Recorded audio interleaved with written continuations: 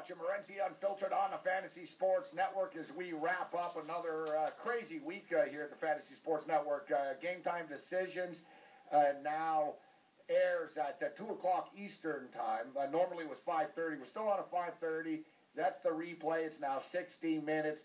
It was an epic, it's been an epic week, man. We had Warren Moon on this week. We had Lamar Houston of the Chicago Bears on. We had Taylor Stevens in studio earlier today. So I guess you could say today wasn't GTD, it was GT double D with Taylor Stevens in the house. So we're going to talk some football tonight. We've got Ian Cameron, a.k.a. Babano from SportsMemo.com, one of the top CFL cappers in North America, joining us this evening, as well as Myk Aussie. I want to play you guys the Snoop Dogg video of Snoop Dogg watching CFL football. And it's funny because Snoop Dogg sounds the exact same way I do when I watch CFL football, stoned and angry. So yeah, me and Snoop Dogg have something in common. CFL football confuses us at times. And it's funny because I watched the league my whole life, yet I still do the same thing. I'm like, man, look at the stupid score of this game. Why is it 4-2? You got baseball games with higher scores. But you want points, you want to see people get hit. Watch some AFL football. I'm not talking about the Arena League, but Aussie football. Let's bring in our tipster, Myk Aussie. Myk, what's going on? Yeah, mate, and we got it. The Kangaroos won last night. They beat those rotten Magpies, and this guy took a mark. He stood on someone's shoulders and was so high in the air. You've got to check that out. But great, the Kangaroos are back on track. Should make the finals now because they pummeled bad. First two went down to 8th. Well, that's right, Myk, and I see some people online saying that this might be the best catch ever, that it was that good. Yeah, I watched it this morning on the AFL website. The guy stood on someone's shoulders. Now, if you're lucky, you get a nice read and you can get to jump up. But this guy jumped and then he was so high in the air, mate. Fantastic. Check it out. But that's the beauty of our sport, mate. The hangers, the hangers, the speckies, the specky marks, we call it, the speckies. I like that, the hangers. The hangers. All right, so let's talk about the games because we've got a game going off the board in a minute here. We've got Gold Coast and Fremantle. Gold Coast -1.5. The total is 180.5. Yeah, mate, not much of a game. Two of the lower sides. Dockers have been a bit better lately after a bad start. The Suns have got injuries. Dockers got injuries. Pavlich is out, so I think the Dockers, I think the Suns will get up at home, but who knows, mate? Toss of the coin, that one. Yeah, it's a bottom feeder matchup. Bottom feeder matchup in this game. All right, we got my West Coast Eagles -34.5 against the Demons. Myk, total 185.5. Yeah, definitely like the Eagles to win. Put them on one of the 3 to 4 team parlays that we've been doing lately and winning. Demons at home. Sorry, the Eagles at home should win well. I think they will cover. But it's a big round, mate. The teams like the Eagles and the Bulldogs and the Crows, all these teams are bunched up near the top. So really important games coming up this weekend. Yeah, we're into round 18 right now. Like you say, Myk, the importance of these games. You know, if you lose a game, if you lost, last month, it wasn't the end of the world. But as you stated, everybody's sort of jammed up there trying to get the last spots. Very, very crowded, isn't it, at the bottom of the standings? Yeah, absolutely, and it's really important. If you can finish in the top 2, like I said the other week, you get home field twice in a row and then straight to the grand final. Finishing in the top 4 is important as well because you get that one home field advantage game. But yeah, you don't want to be finishing 4th to 8th if you can help it. All right, so what do you make of this game? We got the Cats and the Crows. Your Adelaide Crows. They've been on absolute fire, Myk. What is it, 8 straight wins for the Crows right now? We talk about it every week. They're the highest scoring team in the league, and they're getting 4.5 points. So the Geelong Cats are 4.5-point favorites in this game. Total is 180.5. I haven't done well with the total, so I've sort of given up on it, Myk. I've noticed that it's been lower scoring this year in the AFL as opposed to most years. But big game here. Cats really haven't shown us much as of late, and the Crows are red hot, but it's a road game for the Crows. Yeah, absolutely. The Crows have not won down there in Geelong for 13 years. They haven't played there every year, but they've lost quite a few games down there. It could be wet and cold. That's another advantage to Geelong Cats. But I don't know, mate. I'm going to go with the informed team. Crows know they want to get that second spot. I'd like the Crows to cover and probably maybe win. But I'm going against Kev there, even Kev. See, Kev's, his second team's the Cats, right? His first team's the Crows. So I'm going against the tipster. I'm liking the Crows to win over there in Geelong and keep hold of that second spot. But absolute ripper. Game of the day. It's on TV tonight, 3 a.m. in the morning. So I'll be getting up at 7 or 8 in the morning and watching it on replay for sure. Yeah, it's going to be an epic one. As you stated, Mick, they haven't won at Simmons Stadium since 2003. 2003. But the Cats aren't as dominant at home as they used to be. No, they've been down a bit, and Crows and Cats have actually swapped places on the ladder from about 6 weeks ago. And Dangerfield, we've talked about this guy, the former Crow at the Cats, playing fantastic, probably going to win the medal for the best player of the year in all the leagues. So epic match. Keep away from it, probably. Could go either way, but I'm going to say the Crows. What's your take on Rory Sloane? Yeah, really good player, mate, and best mates with Dangerfield. So that's what's interesting. Yeah, exactly. They're going head-to-head here. Yeah, they went surfing together and all that while Dangerfield was here in Adelaide. Now, Dangerfield loved playing in Adelaide, but he returned home. I can't blame him for that, you know what I mean? No, so what about Kevin Durant? You hate on Kevin Durant for leaving Oklahoma City? Oh, that's disgraceful, mate. I won't even watch NBA at all next year until the playoffs because of these super teams. It's ridiculous. Yeah, I'm upset at Durant. Absolutely. Why go there? Crazy, mate. Not happy. I'm glad we got your quick take. Good job on that, Mick. All right, so, yeah, that's a tough one, man. I know Jennifer's going to be, she's wondering who you guys going to take. We know who she likes here.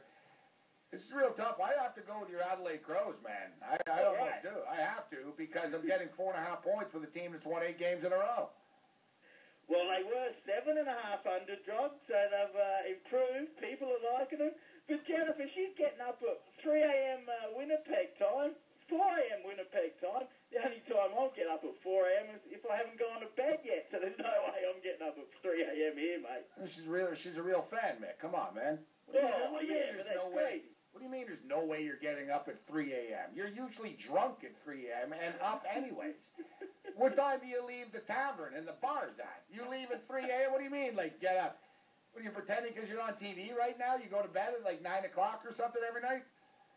No, but, if I got to start the game at 3, then I'll be up till 6 a.m. and then I'll be a mess for a couple of days and I'm going to be fired up for Saturday night, the Eskimos game here. So, big weekend, mate. Don't want to totally ruin myself when I can watch it on replay. Set the TV to replay it, watch it in the morning, be great. Yeah, I guess you won't. You stay offline, right? So you're going to be mad if I tweet you the results in the middle of the night? Nah, you can do that. I don't care about that, mate. I'll watch it anyway, even if the Crows win or lose. It'd be absolute ripper. Really looking forward to it. No, I'm going to call for it here. Adelaide, I just think they're playing better right now. They're on a roll. 12-4. We talk about their points. They just rack it up. With that being stated, though, we're being a little bit critical of the Cats. The Cats have won. What are they? What is it? They're 3-2 in their last 5. The Cats. Yeah, see, they're not going that well. All I suggest, Gabe, is don't put too much money on it, mate. No, it's a tough one. It's a tough one. Yeah, it's like the Redskins and the Steelers Monday night in the first game of the year. It's a tough game to pick. All right, we got Western and St. Kilda. A little less difficult to pick. Western are minus 21.5 against the Saints. Real low total here at 166.5. What do you take? What do you think about this one with Western? Do you want to lay the 21.5? They're minus 286 on the money line, actually. So they just got to win. They don't have to cover. You could parlay that with West Coast. West Coast and the Western Bulldog parlay, minus 177. Mick, who do you like, Western or St. Kilda? Yeah, like Bulldogs to win because they're going for one of those top spots too. They got a lot on the line. Saints are just about out of it. They probably are now. The Kangaroos won. I like the Bulldogs to win and cover.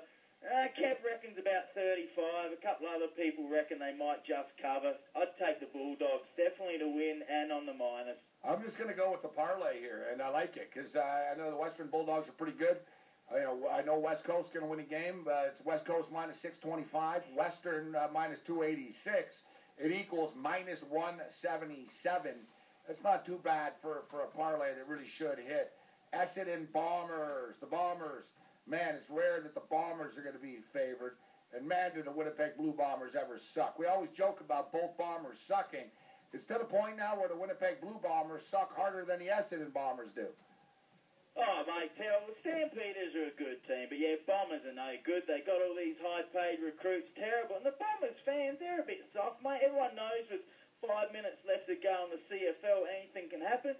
Bombers fans clear out way too early. I've seen it many times. They did it again last night.